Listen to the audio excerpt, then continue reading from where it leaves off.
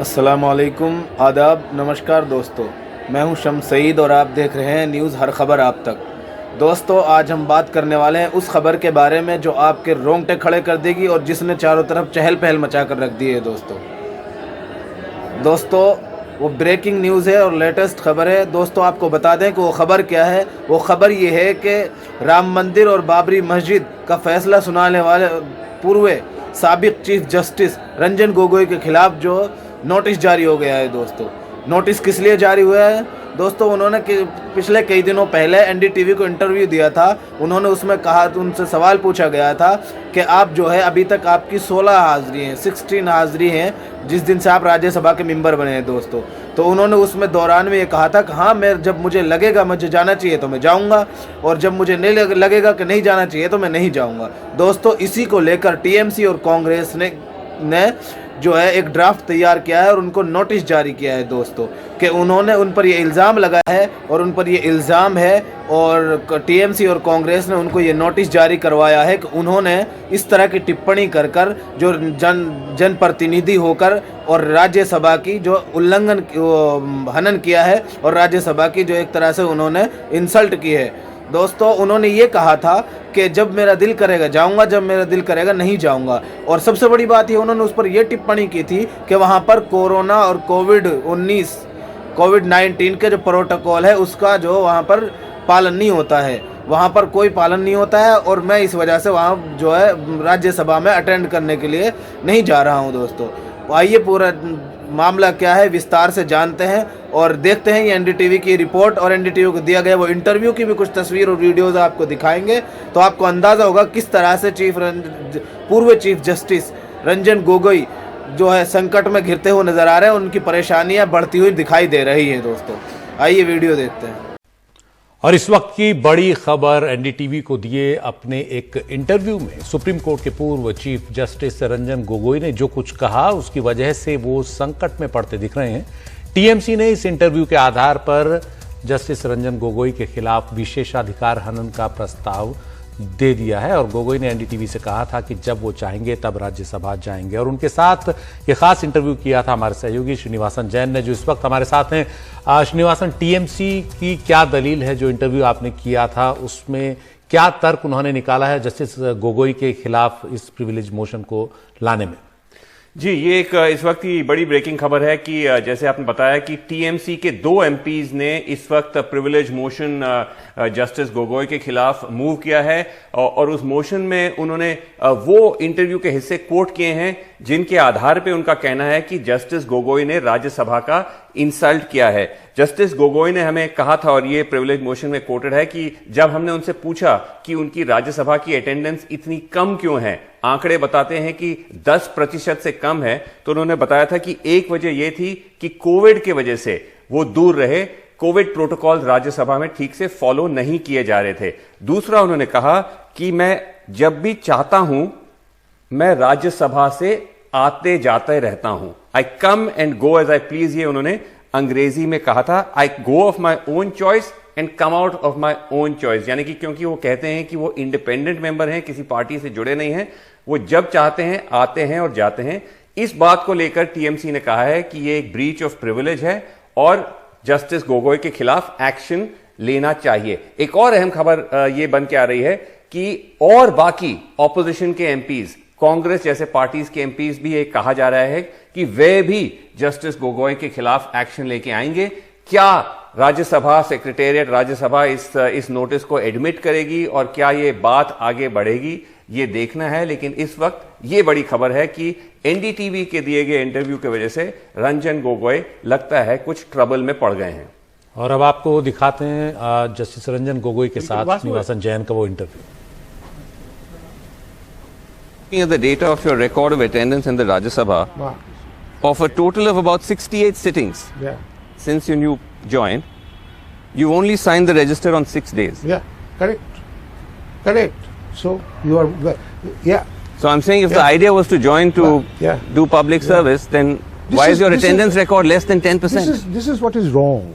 You see, you ignore the fact that for 1 or 2 sessions, I had submitted a letter to the House, the chairman of the House, All right. saying that because of COVID, on medical advice, I am not attending the session. Okay. Right? Do you know that up to a particular point of time, the last session, perhaps it was the before the winter session, All right. session, Yes. you could enter the Rajya Sabha only after RT-PCR, Okay. right? And personally, I didn't feel very comfortable going there.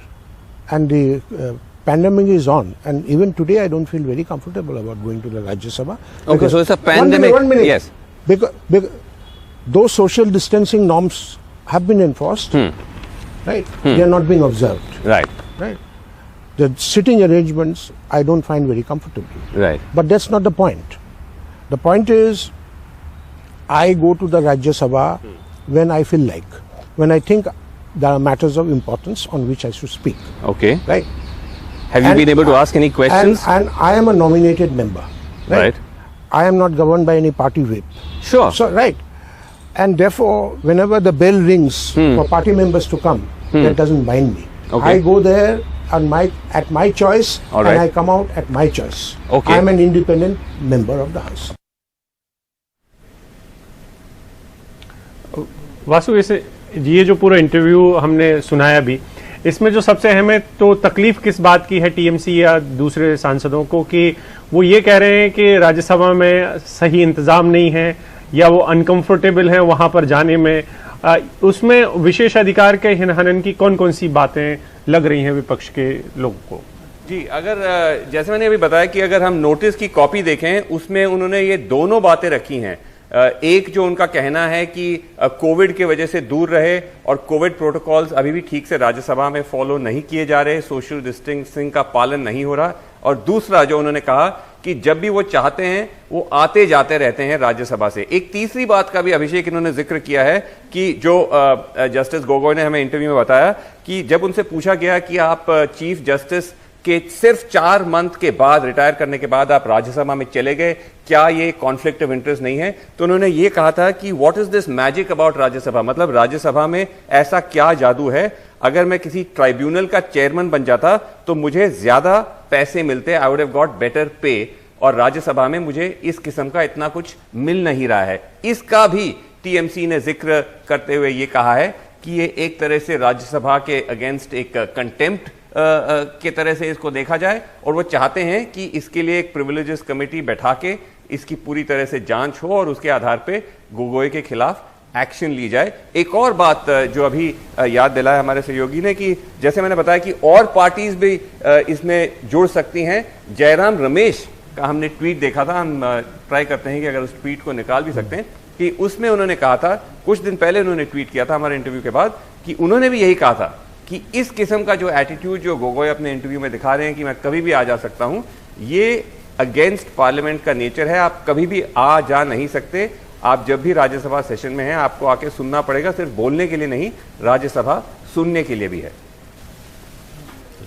Jairam Ramesh का ये tweet आपने देखा, उन्होंने कहा यह असाधारण है और दरअसल संसद का अपमान है कि पूर्व चीफ जस्टिस रंजन गोगोई कहते हैं कि वो राज्यसभा तब जाएंगे जब वो चाहेंगे, जिसके लिए वो नामांकित हुए हैं। संसद बस बोलने के लिए नहीं, सुनने के लिए भी है। तो ये पूरा मसला। हमारे साथ हिमांशु शेखर भी हमारे सहयोगी।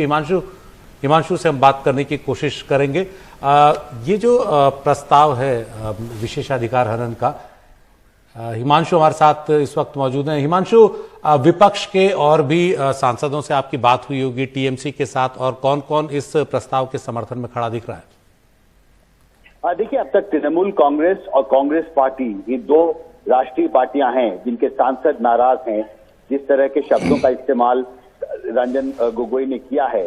और जो नोटिस ड्राफ्ट की गई है, हमें ये बताया गया है कि इस ड्राफ्ट को तैयार किया जा रहा है।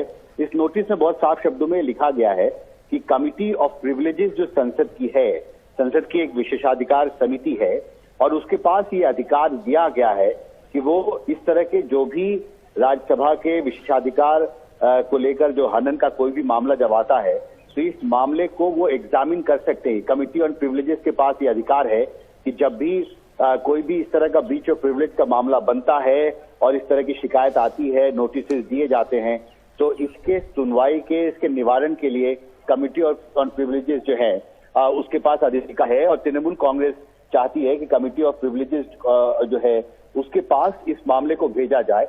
और कमिटी ऑफ प्रिविलेजेस का अपना एक तरीका होता है, उसमें जिस भी सांसद या व्यक्ति या अधिकारी के खिलाफ आरोप लगता है उसे एक मौका भी दिया जाता है। कमिटी ऑफ प्रिविलेजेस की बैठकें होती हैं जिसमें नियमों को एग्जामिन किया जाता है और जिन लोगों ने आरोप लगाए हैं उनकी भी पेशी होती है, वो आकर अपनी बात रखते हैं समिति के सामने, और साथ ही जिन पर आरोप लगाया जाता है उन्हें भी समन्स जारी किए जाते हैं और उन्हें भी समिति के सामने पेश होकर अपनी सफाई देनी होती है।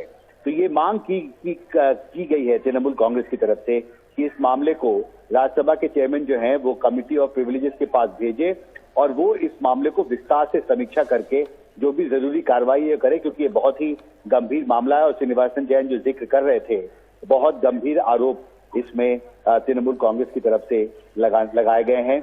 और अब देखना बहुत महत्वपूर्ण होगा कि राज्यसभा चेयरमैन जो हैं वो अब आगे क्या कार्रवाई करते हैं इस पूरे प्रस्ताव पर।